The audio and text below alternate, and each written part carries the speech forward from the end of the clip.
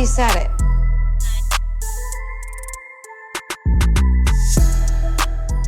Hi, hello, welcome to another episode of Now We Said It. I'm your host, Quisha. How are y'all doing today? I am doing great. I'm trying to think if there's any tea. So I saw on Instagram that they filmed the Potomac reunion, and Andy said it was something like 11 hours. I'm so excited to see that reunion. They also showed pictures of the women in their outfits. They all wore yellow. I liked everyone's outfit except for Ashley's was the absolute worst. And then Giselle's was the worst too. Wendy's was, I'll put Wendy next. Then it had to be Candace. Then Karen, and Monique looked the absolute best. I mean, her dress was absolutely gorgeous. She looked amazing. And I also saw a clip of Karen on Wendy Williams' show dragging Robin and Giselle. Karen had on a wig and Wendy was asking her, "Is that wig from your line?" And Karen was like, "Yes. If Giselle wants to, I can teach her a thing or two about running a business." She was like, "Every hue is no longer. It's been liquidated." Then Wendy asked her how did she feel about being removed from Robin's hat website. Karen said Robin looks a hard 40 and she looks every bit of it. Then they showed a terrible picture of Robin. Then she said, it's a shame that she talked bad about people my age not being represented in her business, that for it being a bad idea or not being looking good for business, because we are the people that would buy from her business. These little 20-year-olds come to their mothers, their 50-year-old mothers, asking them for money to buy hats from that business. I was like, Karen, you better go ahead. Karen said, don't try me. Hold on, y'all. I need y'all to excuse me for a second. My eyelashes lifting up in the front and it's driving me crazy. If y'all want to see my makeup look, watch this on YouTube now. Oh, great. Now I just rubbed my eyeliner. Awesome, awesome, awesome. Yeah, so Karen just read both of them for filth, which they both deserve. I really hope at the reunion that they do a compilation of Karen just reading Giselle. I'm trying to think if there's any more tea. Y'all let me know the tea if y'all have any. So let's get right into this episode of Salt Lake City. This is season 1, episode 2, and it is called A Snow Mountain of Trouble. Now I did see that Bravo already went ahead and released episode number 3. I'm gonna try my best to recap that in a couple of days for y'all. They ain't trying to let a bitch breathe. Goddamn. But the good news is I'm enjoying the season so far. I mean, I know we're only 2 episodes in, but I'm liking it. Now, this episode did have some boring parts, so this is probably going to be a pretty quick recap because there were only a few, juicy scenes, and that's all I'm really going to hit on, all right? So we pick back up with the hospital fight. Jen is in her bathroom screaming to Carrie, and not Mary, all this stuff about how disrespectful Mary is being, how she's not apologizing, and then she says something like, her telling me I smell like hospital is the same thing as you going up to a baby with cancer and saying, hey, you smell like cancer. I don't know if that's quite the same. Can you smell cancer on people? I didn't know cancer had a smell. Somebody let me know. This whole time I'm watching this, I'm just wondering, why aren't you saying this to Mary? And then she said Mary looks like a Christmas tree, which I absolutely agree with. So then we see Mary getting up and she's saying she's going to go check on Jen. So she walks in on them talking about her.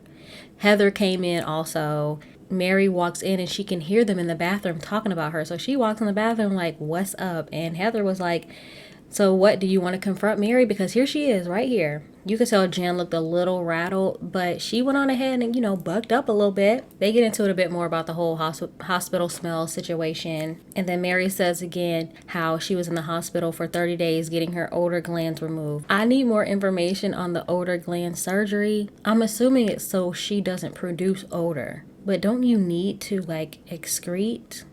I don't know, child.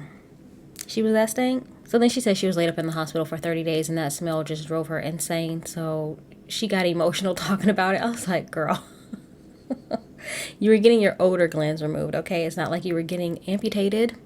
So then Whitney pulls Meredith to the side and goes and tells her to go check on Jen because it seems like things were getting a little bit heated. Meredith didn't do much. She just came in the room and was like, okay, what's going on? And this is when Jen gets up because they have moved from the bathroom to the bedroom.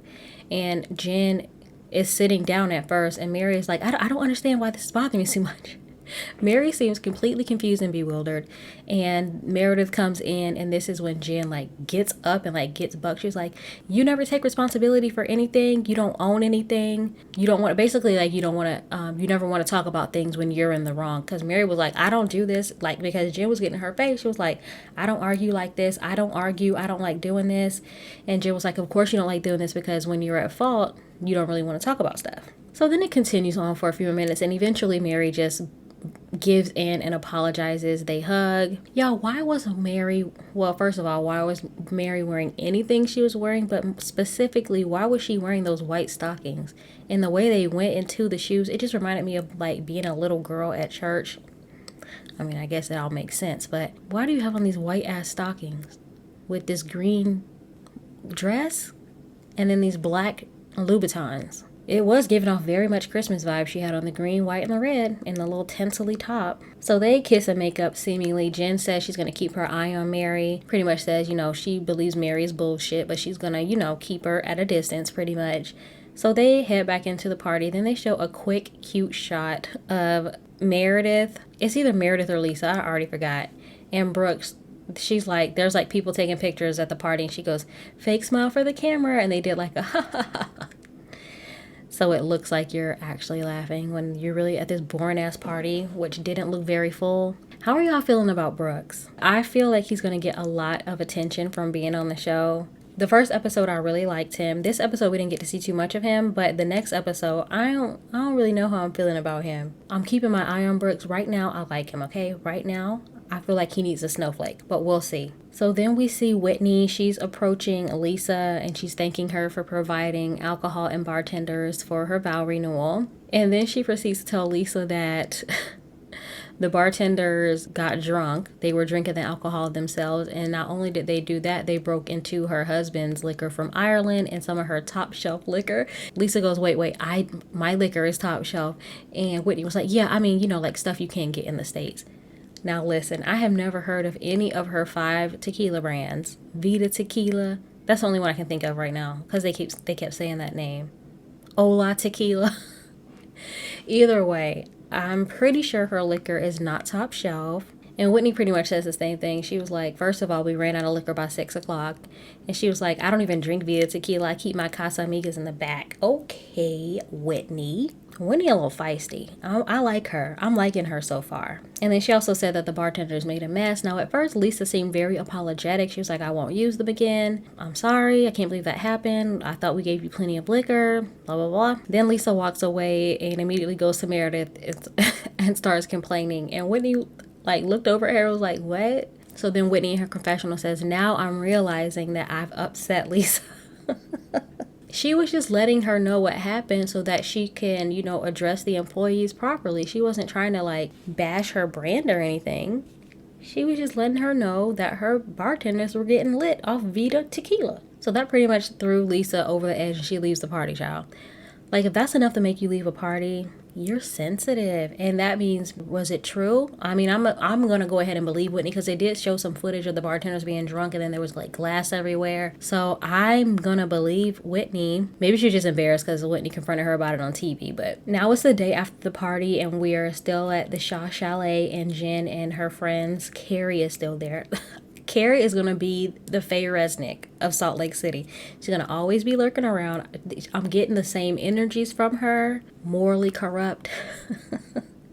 I don't know. I'm just saying. Carrie is giving me Faye Resnick energy. So they're trying to hurry up and clean up before her husband gets home. And she was just like, hurry up, you guys. Now, if he asked, just say it was 6 of us having drinks. No big deal. Da, da, da. He walks in and he's like, why are there so many people in here cleaning up? She was like, oh, it's just a little party that we have for Meredith. He was like, how many people? She was like, oh, just some girlfriends. He was like, I know you lying. I want to pay attention to Coach Shaw. He is animated and he is giving me a little sass.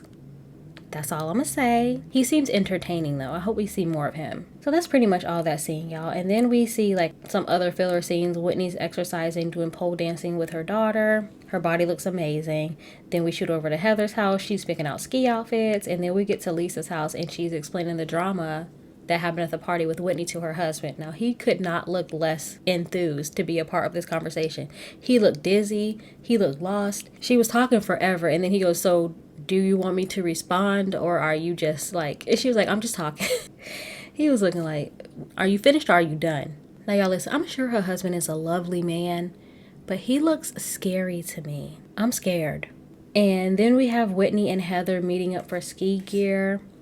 It all looks very bougie and luxurious. I've never been skiing. I be on the bunny hill with the other bitches. But anyway, Heather says that she's still upset that Lisa blew her off and claimed not to know her. And Whitney tells her the story about the bartender situation. And she reveals that Lisa called her after the party and pretty much like threatened her.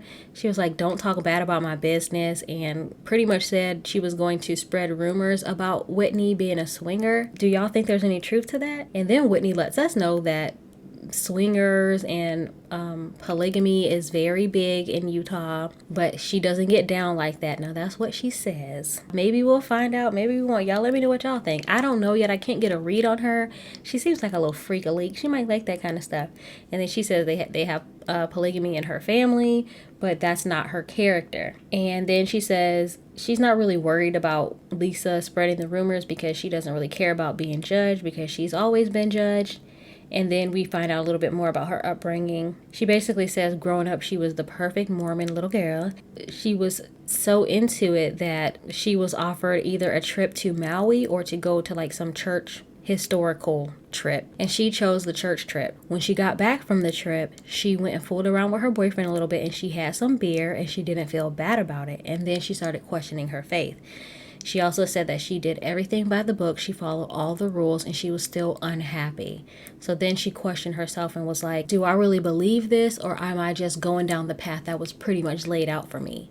And that's when everything changed for her. And then Heather asked her, did she think she was a homewrecker for her situation with Justin? Because Whitney revealed that when she got with Justin, her family cut her off. And Whitney said, I know I'm absolutely not a homewrecker. I want to know more about that situation. So they were both married, so sounds like a home wrecker to me. Then we get a scene with Whitney and her father. I had to make a meme about that immediately. I felt kind of bad about it, but not really because the meme is still up. Follow Now We Said It on Instagram. So her dad comes over to visit, and we find out that he's been addicted to painkillers for the last 10 years. She found out 6 years ago. And ever since then, she stuck by him. She supported him. We also find out that he was a self-made millionaire. This is going to be hard to say because of the way his hair looks. But he owned a hair care line and hair schools and all other kind of stuff. He was a freaking millionaire off of, hair care.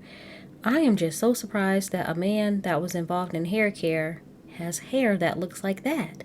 I don't want to blame it on the drugs, but she pretty much said that growing up, her daddy was her best friend, and him being on drugs and addicted to these painkillers really changed their relationship. I think she said when she was like in high school, her parents started having marital issues and her dad felt lonely, so he turned to the pills and it just kind of went downhill from there.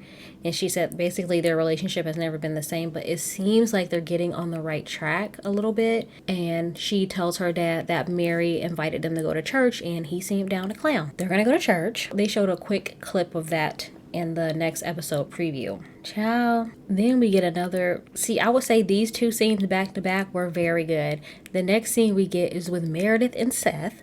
They're meeting up for dinner. And at first it seems all cool and stuff. And Seth just gets right to the point. He said, so, have you told anyone that we're separated?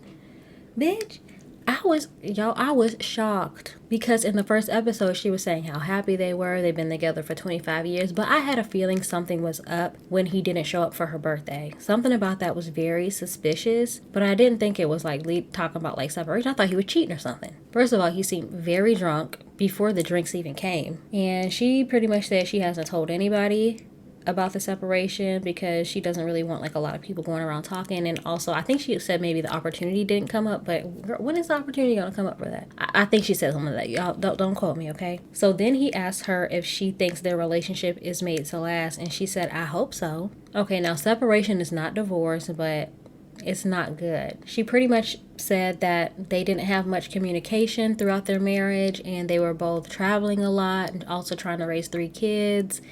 She said at first she was head over heels, of course. I think she said she was engaged by 23, married by 24, and had a baby by 25. So they would just, hit the road running from there, and they have 3 kids. So it just seemed like I don't know how long they were dating before then, but it sounds like they really didn't have enough time to get to know each other. I mean, they were together for 25 years. They had to have learned something about each other along the way. Goddamn. And then he pretty much said that she's not emotionally available for him. He pretty much said she could take more time to be present in the relationship from an emotional standpoint. Then he gets onto the subject saying that she never shows him her phone. And he goes, here, look at my phone. You can look at my phone right now. And she's like, I don't want to look at your phone because those messages are not for me. She's saying that because she don't want him to look at her phone. I know that game, sis. And then he accuses her of hiding something. And then we shoot to their confessional and he says, yeah, we're separated right now, but I'm not dating. I'm not seeing anyone. And I hope to God that she's not seeing anyone either. And then she had a look on her face like, well, she didn't say anything. She just looked straight ahead. So she probably is getting a little something on the side. I mean, I don't know what goes on during a separation. I'm going to just take a little sip off there. So then we have the women meeting up for the ski day. Mary is running late because she was waiting on a coat. Then Mary gets into a conversation explaining to us that ski gear is you get a lot of wedgies. And she said depending on the outfit that you're wearing, you cannot access the wedgie. So she likes to wear clothes where she has wedgie access, aka Chanel. She finds Chanel has the best access to wedgies. She can get in there, she can dig them out, and she can get on with her day. These women's outfits are wild. Jen is me. I love some leopard print, as y'all can see in my phone case if you're watching this on YouTube. I love some leopard print. She was dressed from leopard from head to toe. They all look fabulous, and I'm sure those outfits were extremely expensive. So then they hit the slopes. I don't even know if I'm saying that right. They hit the slopes? Yeah. And the women split off. You have the experts and you have the beginners. For the experts, it's Meredith, Whitney, and Heather. And then all the other women on the other side. Y'all not gonna get into it. Whitney is on X Games mode. She's what do you call it? Y'all, I don't even know the terms. Hold on, I think I wrote it down. Snowboarding. Whitney is snowboarding. Some of the women are skiing. Whitney is hitting little jumps. She's doing a little Shaun White. She's doing moves on these hoes. Her and Heather are getting it, okay? And then you shoot over to the other ladies and they're just looking cute trying to fix their outfits. That would be me, but I would try to ski. I don't have any kind of balance, but I would like to try it one day. And then we see Meredith, Heather, and Whitney. They're talking about Lisa. Whitney says that she and Lisa can never seem to communicate properly. And Meredith was just pretty much like, listen, just talk to her about it and squash it. So then the women head to dinner. They are extremely late. They missed the reservation and the restaurant was about to close, but they agreed to go ahead and take them. Lisa is explaining why she was on the bunny hill, talking about, I can't be injured right before Sundance. Y'all know she said she's the Sundance queen. Now, I've seen a lot of pictures of Sundance, and I've never seen Lisa in any of these celebrity photos at Sundance. I have never seen her there. So then they talk about Whitney and her dad and the fact that Mary invited them to church, and they agreed to go, and they pretty much just say that her dad should go to any church that's going to accept him, which may not be the Mormon church. So I have a feeling that's probably why they picked to go to Mary's church. They get on about like Mormons being very judgy, and Whitney shifts the conversation. She was like, yeah, they're very judgy. She says, but we're judgy too. We judge each other. And then it got quiet. Everybody was looking around like, who are you talking about? Lisa was looking like, who? So then Mary was like, if you're talking about somebody, just go ahead and say it. And she goes, Lisa, I feel like you judge me. And Lisa was like, I do not judge you. And she explained to her about the phone conversation, and Lisa said, you feel judged because that's what you feel. I don't judge you. That's on you. And then in a roundabout way, Whitney said, you also said that you were going to spread rumors about me. Whitney made it a point to not use the word swingers because then she said the conversation would get onto her being a swinger. Why is she dodging the subject? Is she swinging or no? Then we see Meredith in her confessional saying, I did not think when I told her to talk to Lisa that she was going to do it in front of a group of all these people. She says, when you confront someone in a group of people, it's never going to go well. And girl, haven't we all learned that from watching Housewives all these years? It never goes well. People like to chime in, put in their little 2 cents where it is not needed. Then Lisa said, I do not care to judge. She said, I don't care enough to judge you. And then her and Heather kind of get into it. And Heather pretty much says, you know, you talk about leading with kindness, but the way you treated me was not with kindness. Also, Lisa denies saying that she was going to spread the rumors about Whitney. I don't believe her. I think she absolutely said that. And then Heather says that Lisa is dismissive and arrogant towards them. This whole time, throughout this whole argument, Mary is going, ooh, oh, what? Huh? Her face, along with the things she's saying, she's like, oh my. Classic. Amazing. Mary was not part of this conversation, but she was very much a part of this conversation, okay? I'm still unclear whether I think Heather actually flashed people or not. The way she's going so hard makes me think that she did do it. If you didn't really do it, then why are you so upset about it? Just let it go. You graduated, so why are y'all talking about this stuff? It's very strange to me. And then Lisa, somehow in the middle of the thing, she goes, yeah, I'm done with this, okay? Thumbs up, all right? Thumbs up. I was like, what is she talking about? And then we find out, apparently, the thumbs up emoji means fuck you. I never do. I'm guessing like up yours, fuck you, but who thinks about that? There's a middle finger emoji. Why are y'all using that one? I guess because they're Mormon. Girl. And then we find out that this is the real reason Lisa is pretending that she doesn't know Heather, because Heather texted her and gave her a thumbs up emoji. They were talking about going to a party. She was like, okay, I'll see you there. And Heather did like a thumbs up. And Lisa was like, nah, fuck me. I don't understand. And then instead of Heather admitting to Lisa that, you know, that did mean fuck you, the whole time at the table, Heather's like, it's just a thumbs up saying like, okay, I didn't mean it that way. And then in her confessional, the producer asked her, so did you really mean fuck you? She was like, absolutely. And then I watched her on Watch What Happens Live, and she said it again. And she was like, I wish I wouldn't have said that because it became a whole mess. That Watch What Happens Live with her and Shannon from OC was very awkward and uncomfortable. Did anybody catch that? The vibes just seemed all off, and Andy seemed extremely high. Not that that's a problem. I'm just pointing out what I saw. So then Lisa apologizes to Whitney and Heather, and she said, I'm sorry if I made y'all feel that way. I'm not judging you guys. Can we please move on? They say okay, and they agree to move on. And that is where the episode ends. So we get a preview for next week, which is actually this week because the episode number 3 is already out. I'm going to try my best to record it in 2 days, and it'll be out in 3 days. Y'all, please don't hold me to that, but I'm going to try my best, okay? So the preview, it shows Lisa and her kid learning to drive, and he is pulling out of the driveway, and he references his pull-out game. I do not like that. That is nasty. Don't talk like that in front of your mother. Then we see Whitney and her dad going to Mary's church, and it looked like he caught the spirit, y'all. He was feeling the grooves. And then we see Brooks. He's getting a little flash of vag from Jen, and he is completely disgusted. He was like, she flashed her vagina. Then they show Meredith saying, well, you know, Jen wanted to come over here for a little sleepover. He goes, that is not happening. I cannot believe she did that in your house.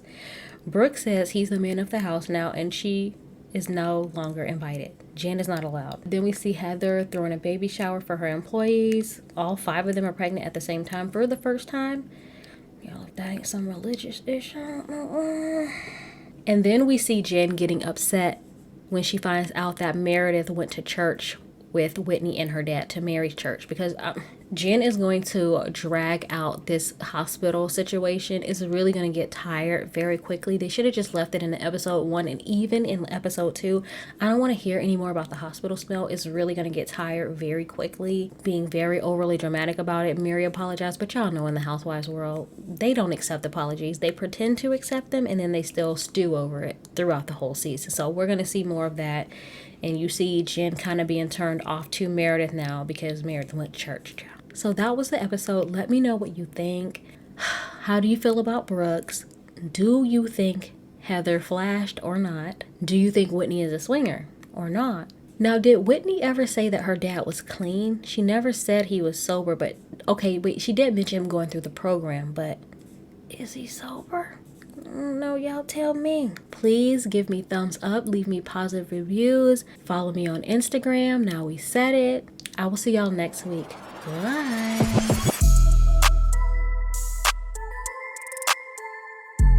But now we said it.